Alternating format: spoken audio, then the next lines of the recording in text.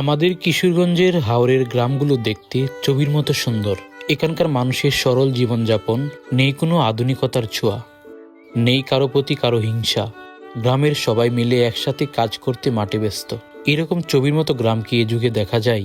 এ যেন শিল্পীর মনের মাধুরী দিয়ে আঁকা এক জীবন্ত ছবি। এই গ্রামের মানুষের চোখে ক্লান্তি নেই, আছে একরাশ শান্তি। তারা জানে না আধুনিকতা। এমন গ্রাম খুব একটা দেখা যায় না।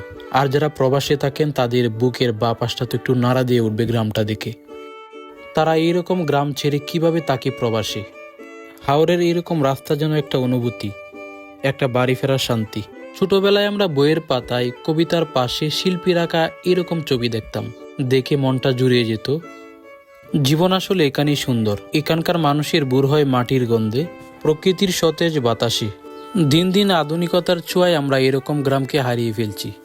এরকম গ্রাম কে কে পছন্দ করেন, এরকম গ্রামে কে কে থাকতে চান, অবশ্যই কমেন্ট বক্সে জানাবেন। আর ভিডিওটি ভালো লাগলে অবশ্যই শেয়ার করবেন।